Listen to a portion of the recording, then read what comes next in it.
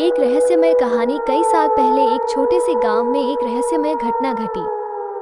गांव के लोग उस जगह को अजीब समझते थे क्योंकि उस जगह पर अनसुलझी हुई एक अद्भुत भूतपूर्वी रूह की उत्पत्ति की अफवाह फैली थी। वो जगह एक पुराने और बंद हुए महल के निकट थी, जिसके पास एक छोटी सी झील भी थी।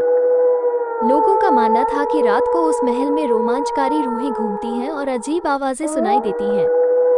एक दिन गांव के मुखिया की बेटी जिया ने दोस्त राजीव के साथ उस महल के पास घूमने का फैसला किया। रात होते ही वे दोनों महल की ओर चले गए।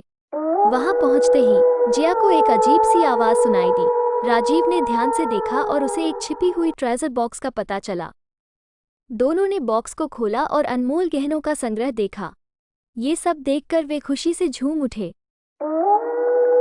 लेकिन वे नहीं जानते थे कि यह एक बड़ी साजिश थी। उनके पीछे एक पुराने दुश्मन ने इस रहस्यमय बॉक्स की खोज करने के लिए भेज दिया था। अगले दिन गांव में चर्चा थी कि महल के पास अनजान दो युवकों की लाश मिल गई।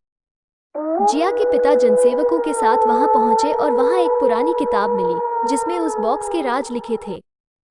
उन्होंने राजीव की बातों से संदेह किया और वह एक पुलिस जांच में फंस गए।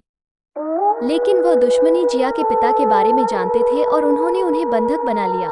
अंत में जिया ने अपने होश में आकर एक चालाकी से उस दुश्मनी को मोह लिया और उन्हें ठगा।